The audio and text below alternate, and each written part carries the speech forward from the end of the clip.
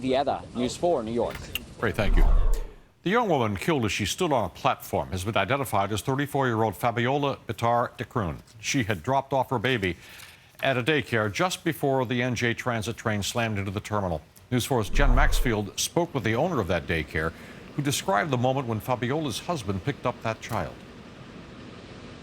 Chuck, you can imagine it was a sad and emotional reunion, but tonight we're here in Columbus Park. This is where Fabiola de Kroon's friends say she loved taking her daughter, and they say the 34-year-old loved being a mom.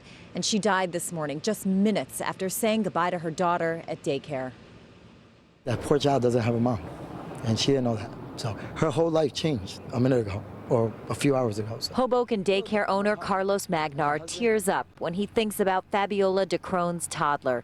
Her teacher rushed to the child's side when she learned what happened to her mother. I went right to her daughter, to be honest with you, and I just hugged her, and I was just,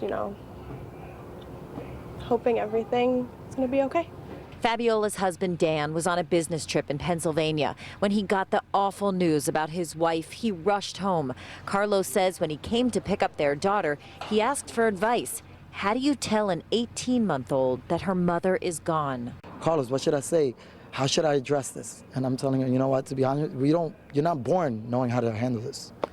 So do the best you can, just stay strong for your daughter. Fabiola told Carlos this morning that she was in a rush to get to Manhattan. The de Kroons had recently moved to Hoboken after Dan's company transferred him to New York. Tonight, a single Hoboken police car sits outside their apartment building. Fabiola's husband telling friends he just wants to be alone.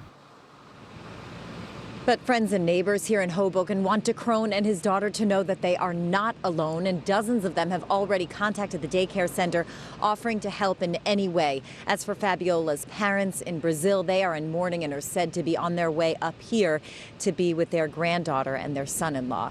That is the latest from Hoboken, New Jersey. We're going to turn now to Jersey City with Checky Beckford at Jersey City Medical Center with more on the survivors. Checky? And Jen, those survivors, 60